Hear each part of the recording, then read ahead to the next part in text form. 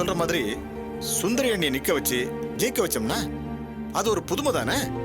இந்தியாவிலேயே முதலா நம்ம ஜாதியில தான் ஒரு லேடியை தலைவரா தேர்ந்தெடுக்க போறோம். ஐயோ, என்ன பேசுறீங்க நீங்க? சும்மா இரு சுந்தரி, நீ நில்லு, நான் பாத்துக்கிறேன். நான் சொன்னா அத்தனை ஓட்டும் உனக்கு தான். அப்புறம் என்ன, கொத்து கொடி தோரணும்னு அமக்கலப்படுத்திட வேண்டியதுதான்.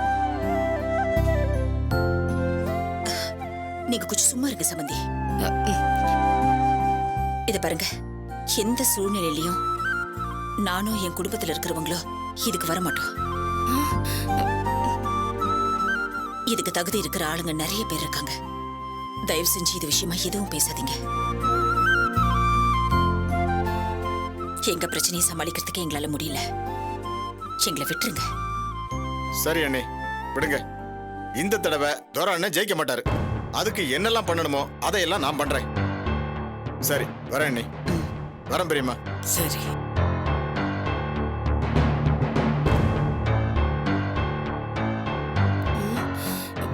என்ன சம்பந்தி இப்படி சொல்லிட்டீங்க? உங்களுக்கு வேண்டானா என்னையாவது கை காட்டி விட்டுருக்கலாம்ல. நானாவது ஜெயிச்சிருப்பேன். நீங்க என்ன யோசிக்கிறீங்கன்னு எனக்கு தெரியுது. நம்ம சங்கத்துல இவளை எப்படி நிக்க வைக்கிறது தானே பாக்குறீங்க. இப்ப என்ன போச்சு? இதெல்லாம் நெத்தியில எழுதி ஒட்டி வச்சிருக்கு. நானும் உங்க சாதின்னு சொல்லிட வேண்டியதானே. இப்ப நான் என்ன சொல்லிட்டேன்னு இவங்க பாட்டுக்கு எதுவும் பேசாம போயிட்டு இருக்காங்க. இப்படிதான். என்னது, அந்த அம்மாக்கு முன்னாடி இந்த அம்மா கிளம்பிடுச்சு போல இருக்கு. இந்த வீட்டுல எல்லாம் ஒரே மாதிரிதான் இருக்குதுங்க. ஆஹா, அடடா, ஐயோ, இந்த சந்திராமா எல்லாம் சொகுசாதான் வாங்கி போட்டிருக்குது. கோடீஸ்வரிக்கு பிச்சைக்காரசம், பிச்சைக்காரிக்கு கோடீஸ்வரசம். கடவுளே கடவுளே, இந்த பாஞ்சாலிக்கு தான் பிச்சைக்கார சம்பந்தம்.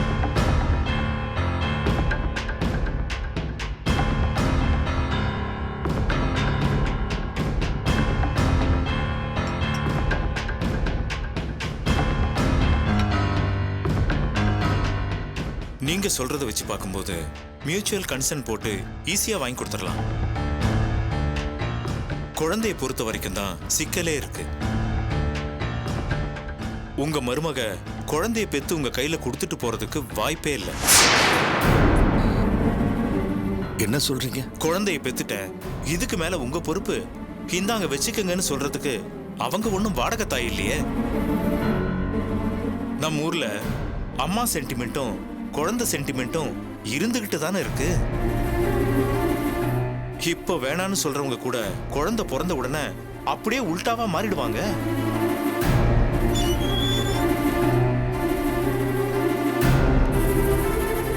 பிரச்சனைன்னு ஒண்ணு வந்தா கண்டிப்பா அதுக்கு ஒரு தீர்வு இருக்கு.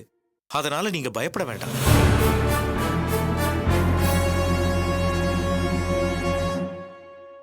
உங்களுக்கு உங்க மகனும் பேரப்பிள்ளையும் வேணுங்கிறதுல நீங்க உறுதியா இருந்தா போதும்.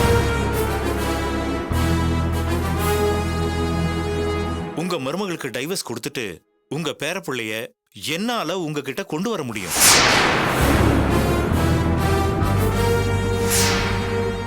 ஒரு விஷயம் புரிஞ்சுக்குங்க, நமக்கு எதிரினி தீர்மானம் பண்ணதுக்கு அப்புறம் ஈவு இறக்கம் இல்லாம இறங்கி அடிச்சிடணும். இல்லைன்னா அவங்க முந்திக்குவாங்க.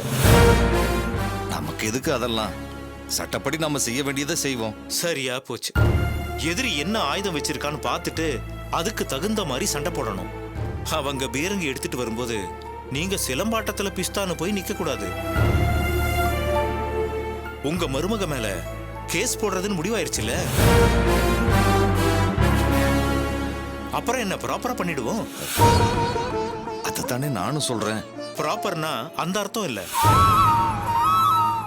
உங்களுக்கு புரியலன்னு நினைக்கிறேன். இப்போ உங்க மருமக மேல நீங்க கேஸ் போடுறீங்க. அவங்க கோவப்பட்டா என்ன ஆகும்? பதிலுக்கு உங்க மகன் பேர்ல பொய் கேஸ் கொடுக்கலாம். வரதட்சணை கேஸ் கொடுத்தா ஜாமீன் கூட வாங்க முடியாது. பாதி வாழ்க்கை ஜெயிலுக்குள்ளேயே போயிடும். கேஸ் பாதியில நடந்துகிட்டு இருக்கப்ப கேஸை ஸ்ட்ராங் பண்ணணும்னு வருவீங்க. அப்ப வந்தா கேஸ் நிக்காது. அதுக்கு தான் ஆரம்பத்திலேயே கேஸை ஸ்ட்ராங்கா பதிவு பண்ணணும்னு சொல்றது. நானும் அதைத்தானங்க சொல்லிக்கிட்டு இருக்கேன். இன்னும் அதையெல்லாம் தாண்டி போகணும்னு நான் சொல்றேன் சார்.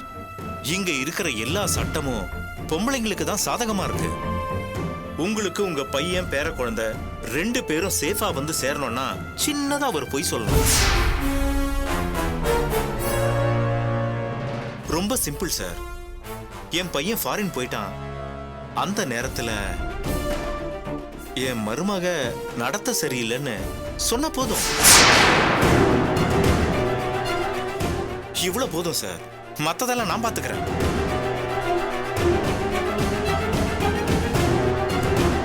கண்டிப்பா கேஸ் நம்ம பக்கம் தான் சார். நீங்க கொஞ்சம் எந்திரிங்க. தயவு செஞ்சு இங்க இருந்து கிளம்புங்க. சார் நீங்க கேஸும் போட வேண்டாம், ஒரு மண்ணும் போட வேண்டாம். சார் இது வழக்கமா எல்லாரும் பண்றதுதான். யார் வேணாலும் பண்ணட்டும், நான் இதை பண்ண மாட்டேன். என் மருமக நெருப்பியா, அது மேல போய் என் மருமக என் மகன் மேல கேஸ் கொடுத்தா என் பிள்ளை ஜெயிலுக்கு போயிடுவான். அவ்வளவுதானே? நான் பண்ண பாவத்துக்காக அவன் ஜெயிலுக்கு போனான்னு நினைச்சுக்கிறேன். அதுக்காக ஒரு பொண்ணு மேல இப்படிப்பட்ட பழியெல்லாம் போட வேண்டாம். உங்களுக்கு ஒரு கும்பிடு. புறப்படுங்க சார். தயவு செஞ்சு போங்க.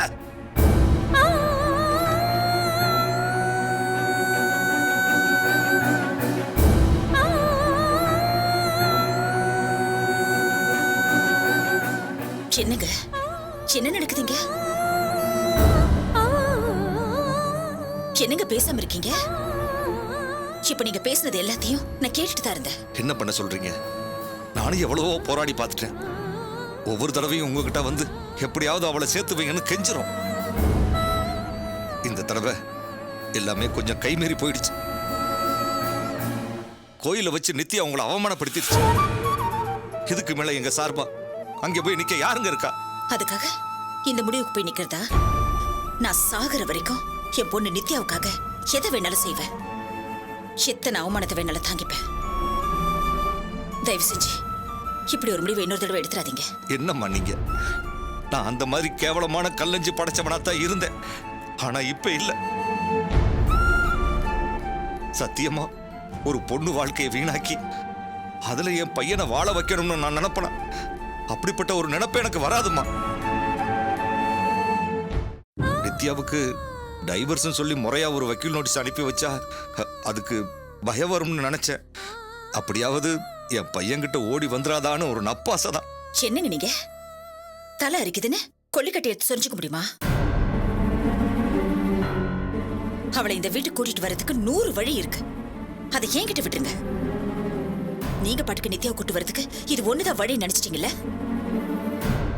அந்த வக்கீல என்னெல்லாம் சொன்னாரு பாத்தீங்களா? அவன் ஒரு கூறுகட்ட பயமா. நல்ல மாட்டுக்கு ஒரு சூடு தானே. நான் சூடுபட்ட மாடு. எந்த ஜென்மத்திலையும் இப்படி ஒரு தப்பை நான் பண்ணவே மாட்டேன். பட்டதெல்லாம் போதாதான் எனக்கு. அவ ஏதோ அறிவில்லாம பேசிட்டு போயிட்டான். விடுங்க.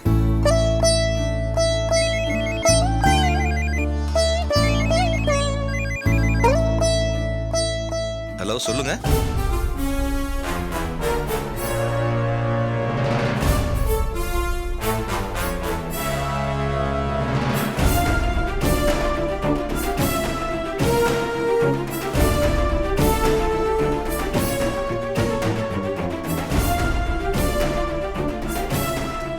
என்னங்க சொல்றீங்க?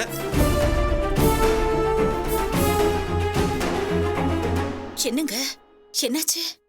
ஏங்க என்னங்க என்ன நடந்துச்சு?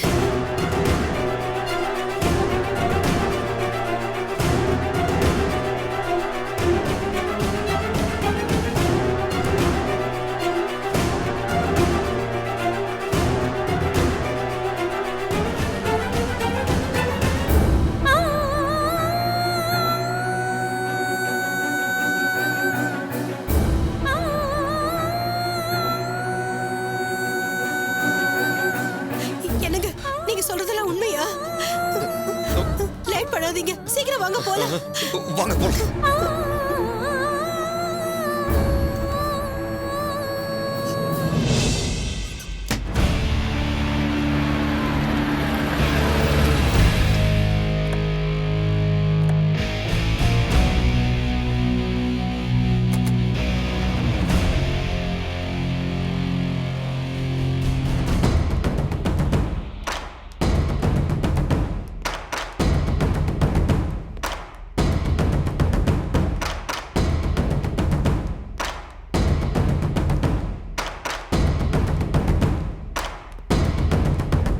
கொஞ்ச நேரத்துல என்ன பயமுறுத்திட்டே பிந்து.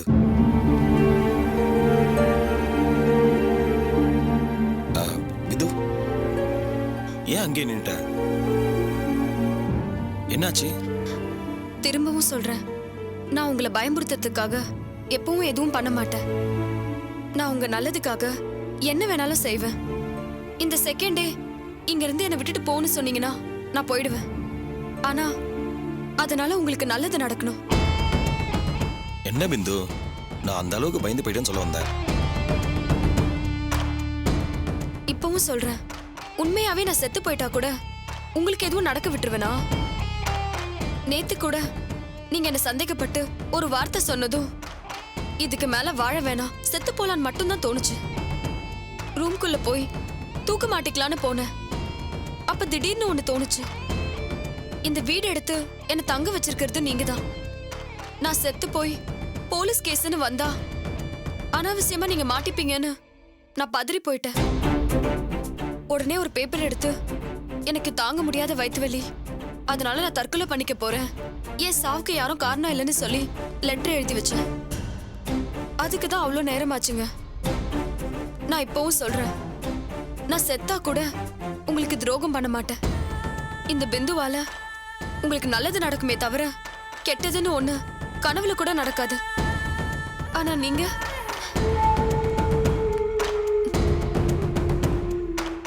அந்த சூர்யா வீட்டை உழவு பார்க்க உதவுற ஒரு ஆளா மட்டும்தான் நினைக்கிறீங்க. அப்படிலாம் இல்ல பிந்து.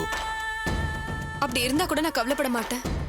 ஏன்னா நான் உங்க மேல வச்சிருக்கிறது உண்மையான லவ். அதுக்கு எந்த எக்ஸ்பெக்டேஷனும் கிடையாது. சாரிமா, உன் மனசு கஷ்டப்படுற மாதிரி ஏதாவது பேசியிருந்தா என்ன மன்னிச்சிடு. பரவாயில்ல, விடுங்க. சரி வா போலாம். அவ்வளவுதானா? ஏய், உனக்கு இங்க என்ன வேணாலும் கேளு, நான் வாங்கி தரேன். நான் எப்பவும் சொல்லியிருக்கேன், உங்களை தவிர எனக்கு வேற எதுவுமே முக்கியம் இல்ல. அப்புறம் என்ன? நான் எத்தனை தடவை உங்ககிட்ட என் லவ் ஓப்பனா சொல்லியிருக்கேன். நீங்க ஒரு தடவையாவது சொல்லியிருக்கீங்களா? ஏய், என்ன பப்ளிக் பிளேஸ்லயா? சும்மா இரு. உங்களை என்ன சத்தம் போட்டு கத்தியா சொல்ல சொன்ன? ரகசியமா வந்து காதுக்குள்ள சொல்லுங்க. சொல்லுங்க. Excuse me. என்ன? சொல்லுங்க. யாரும் இல்ல, சொல்லுங்க. I love you. தேங்க்ஸ். போதுமா? வாங்க வீட்டுக்கு போலாம். ஏய், என்ன இது? கார்ல வரப்ப என்னென்னமோ வாங்கணும்னு சொன்ன? அது எல்லாத்தையும் தாண்டி ஒரு சந்தோஷம் கிடைச்சிருச்சே, அது போதாதா? சும்மா லூஸ் மாதிரி வளராத. வா, என்ன வேணா எடுத்துக்கோ.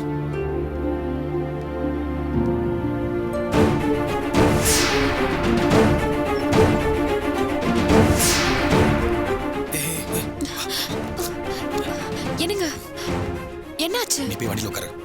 என்னாச்சுங்க? இப்பதானே என்ன வேணாலும் வாங்கிக்கோன்னு சொன்னீங்க. ஐயோ, என் சொந்தக்காரங்க வந்திருக்காங்க. அப்போ வாழ்க்கை முழுக்க உங்க சொந்தக்காரங்களுக்கு தெரியாம தான் நம்ம உறவு இருக்குமா? பிந்து, ப்ளீஸ் புரிஞ்சுக்க. தயவு செய்து போய் முதல்ல வண்டியில் உட்காரு. மற்ற விஷயங்கள் அப்புறம் பேசிக்கலாம். போ போ போ.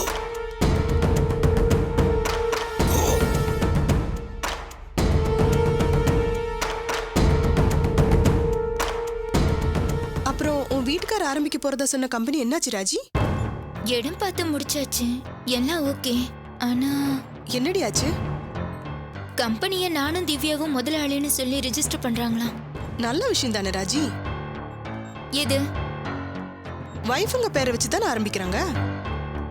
இல்லக்கா, எனக்கு அது பிடிக்கல. ஏன்? ரோட்ல போட்டு வைக்கிற தள்ளு வண்டியா இருந்தா கூட அது நமக்குன்னு தனியா இருக்கணும். இதுல என்ன பார்ட்னர்ஷிப்? அவங்க ரெண்டு பேரும் சேர்ந்து பிசினஸ் பண்ணணும்னு ஆசைப்படுறாங்க, விட. சும்மா இருக்கா? முழு பணமும் நாம போடுறோம். பார்ட்னர்ஷிப்ல திவ்யா பேரையும் சேர்த்தா எனக்கு எப்படி இருக்கும்? எல்லாத்தையும் கொஞ்சம் அனுசரிச்சு போகணும் ராஜி. என்னக்கா நீ? அவர்கிட்ட சொன்னா புரிஞ்சுக்க மாட்டேங்கிறாரு, உன்கிட்ட சொன்னா எனக்கு சப்போர்ட் பண்ணுவேன்னு பார்த்தா? இங்க பாரு ராஜி, எல்லாத்துக்கும் இப்படி சட்டு சட்டுன்னு கோவப்படக்கூடாது. எல்லாத்துலயும் கொஞ்சம் விட்டு கொடுத்து போகணுமா? மனசே கேட்க மாட்டேங்குதுக்கா. திரும்ப திரும்ப அதையே பேசிட்டு இருக்காத. அக்கா உனக்கு புரியுற மாதிரி சொல்றேன், வா.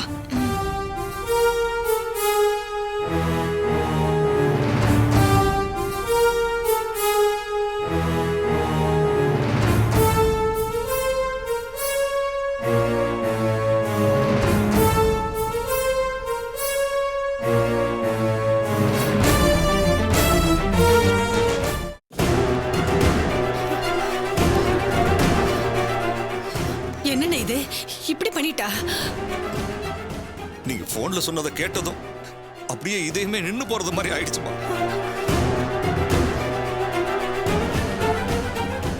அப்படி எதுவும் நடந்துடக்கூடாதுன்னு தான் நான் ஆண்டவனை வேண்டிக்கிட்டு வந்திருக்கேம்மா. இனிமே வேண்டதுல எந்த பிரயோஜனம் இல்லைன்னு.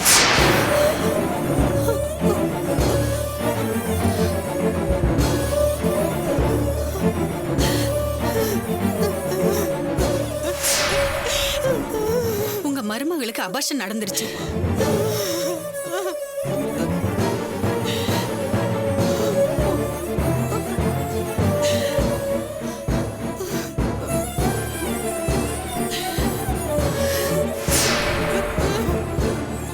நான் இந்த ஹாஸ்பிட்டல்ல தான் வேலை செய்யறேன். உங்க மருமக அபார்ஷன் பண்ண வந்திருக்காங்கன்னு தெரிஞ்சதும் மனசு கேட்கல. அதான் உங்களுக்கு உடனே ஃபோன் பண்ணேன்.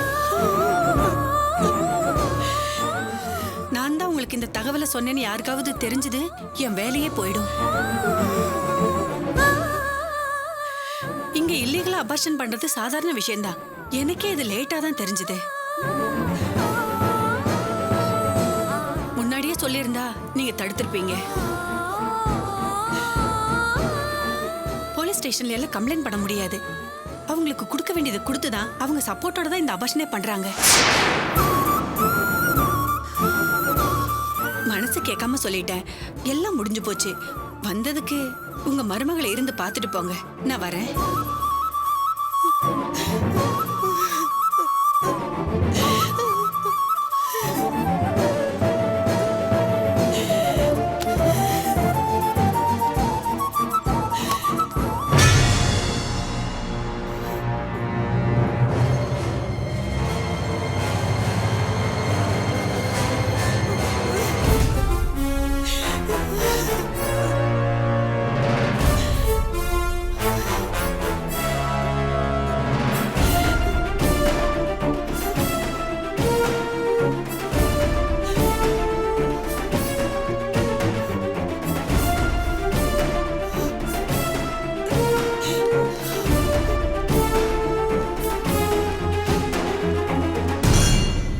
வசந்தா, என்ன காரியம் பண்ணிட்ட?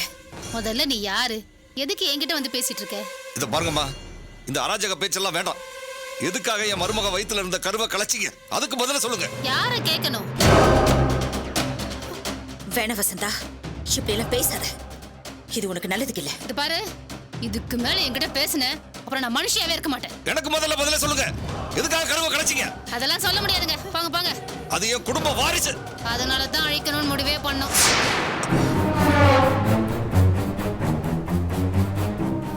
இத்தனை நாளா என் பொண்ணு உடம்புல ஓடிட்டு இருந்த சாக்கடைய கழுவி தொடச்சிட்டோம்.